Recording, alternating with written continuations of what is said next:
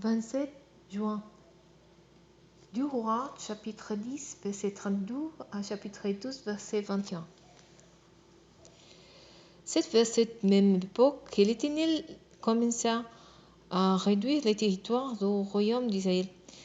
Tout au long de la frontière, Hazaël, le roi de Syrie, mit les Israélites en déroute. Il occupa les pays à l'est du Juda, depuis Zoré situé sur les torrents de l'Arnon jusqu'à Galad et au Bassan, c'est-à-dire toute la région de Galad et les territoires des tribus de Gad, de Ruben et de Manassé. Les autres faits et gestes de Jéhu, toutes ses réalisations et toutes ses victoires sont cités dans les livres des annales des royaumes d'Israël. Jéhu réunit ses ancêtres décédés et on l'ensevelit à Samarie. Son fils Joachaz le succéda sur le trône. Jéhu avait régné 28 ans sur Israël à Samarie. Lorsque Thalie, la mère d'Azia, vit que son fils était mort, il entreprit de faire mourir toute la descendance royale de Juda. Mais au moment du massacre, Joséba, fille du roi Joram et sœur d'Azia, parvint à soustraire Joas, un fils d'Azia, du milieu de ses frères pour l'installer avec sa nourrice dans les dortoirs du temple. En les cachant ainsi d'Athalie, et il échappa à la mort. Pendant 6 ans, il resta caché avec Joséba dans le temple de l'Éternel, tandis qu'Athalie régnait sur les pays. La 7e année, le prêtre Jehoiada fit venir le chef des centaines des Scariens, ceux de la garde royale et des autres soldats de la garde. Il les convoqua près de lui au temple de l'Éternel.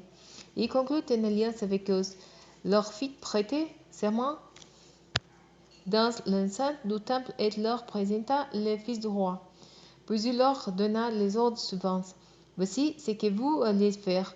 Ces prochains sabbats, l'un de vos compagnies sera de service. La première section monte ordinaire la garde au palais royal. La deuxième section se tient en faction à la porte des Sûrs et la troisième section surveille la porte derrière le corps de garde.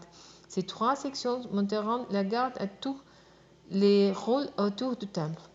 Vos 2 autres compagnies, composées de tous ceux qui normalement ne sont pas de service les jours du sabbat, monteront aussi la garde au temple de l'Éternel pour assurer la protection du jeune roi. Vous entourerez les rois de tous les côtés, chacun les armes à la main. Quiconque voudra forcer vos rangs sera mis à mort. Vous accompagnerez les rois de toutes ses allées et venues. Les chefs des centaines exécuteront ponctuellement tous les ordres que le prêtre Joiada leur avait donnés.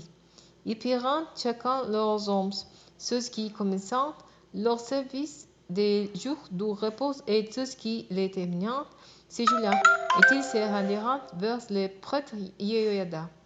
Le prêtre remit aux chefs des centaines les lances et les boucliers du roi David qui se trouvaient dans le temple de l'Éternel. Les gardes se prostèrent, chacun les armes à la main, un demi-cercle devant l'édifice, depuis l'angle sud-est du temple jusqu'à l'angle nord-est, près de l'autel, de manière à entourer le roi. Alors le prêtre fit sortir le fils du roi, lui plaça la couronne sur la tête et lui remit l'acte de l'alliance. On le sacra roi en l'oignant d'huile pure, et au milieu des applaudissements, tous criant « Vive le roi !» Athalie entendit le bruit du peuple qui accourait.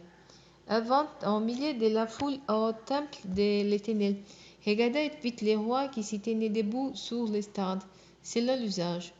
Il était entouré des capitaines de la garde et des joueurs des trompettes.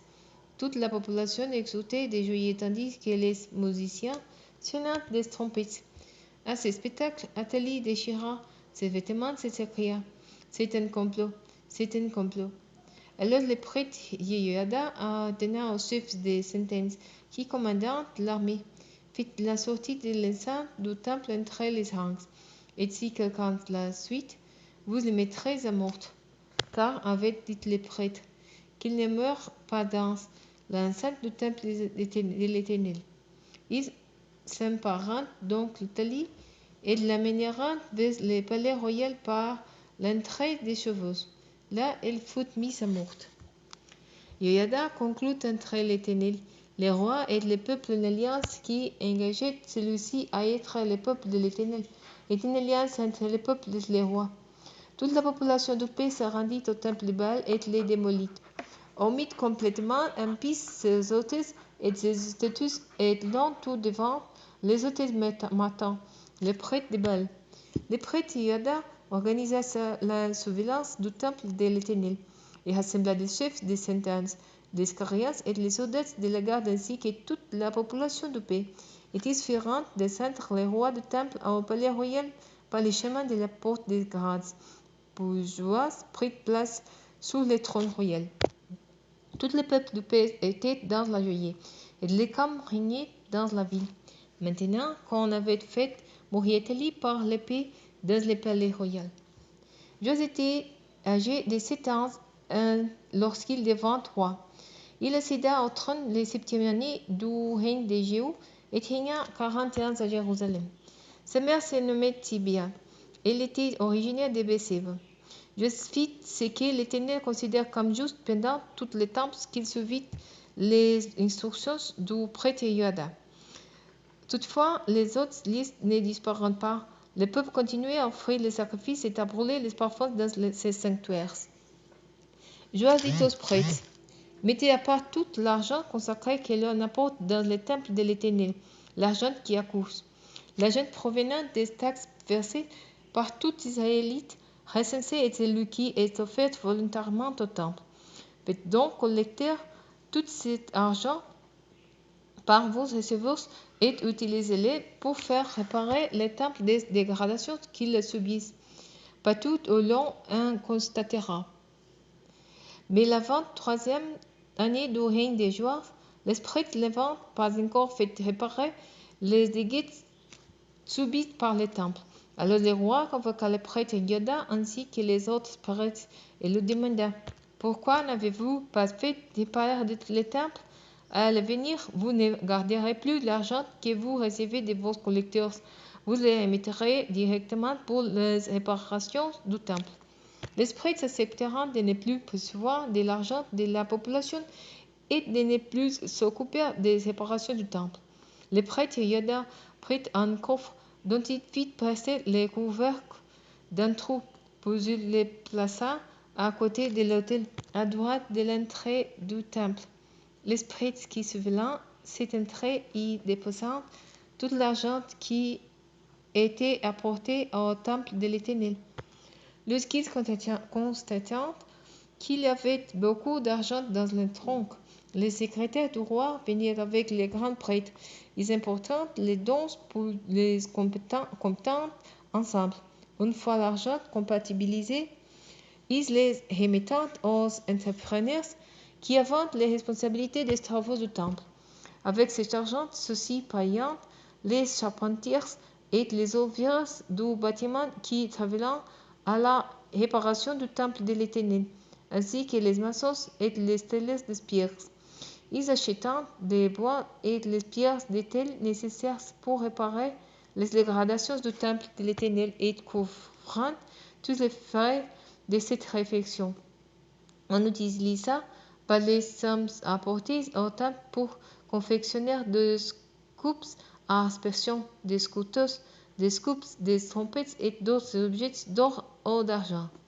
On les remettrait intégralement aux artisans qui faisaient les travaux afin qu'ils effectuent les réparations du temple. De leur, on est demandé par des comités aux hommes chargés de payer les ouvriers qui exécutent l'ouvrage, car c'étaient des gens honnêtes. L'argent versé à la place d'un sacrifice de culpabilité et d'un sacrifice pour les péchés n'était pas déposé dans le coffre du temple. Il revenait aux prêtres. En ce temps-là, Hazaël, roi de Syrie, vint attaquer la ville de Gath et s'en empara, puis il décida de marcher sur Jérusalem. Joas, roi de Juda, prit tous les objets consacrés, ceux qui ses ancêtres, Josaphat, Joram et Ahazia, roi de Juda, avaient consacrés. Il ajouta ceux qu'il avait lui-même consacrée et tout l'or déposé dans la chambre du trésor du temple de l'Éternel et dans les palais royaux. Et il fit porter les tout à Hazaël, roi de Syrie. Là-dessus, celui-ci se détourna de Jérusalem. Les autres faits et gestes de Joas et toutes ses réalisations sont cités dans le livre des Annales des rois de Juda. Ses ministres se révolteront contre lui et fomenteront un complot.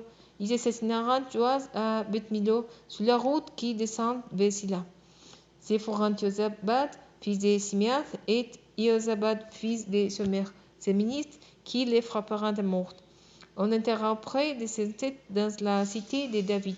Son fils Amaziah le succéda sur le trône.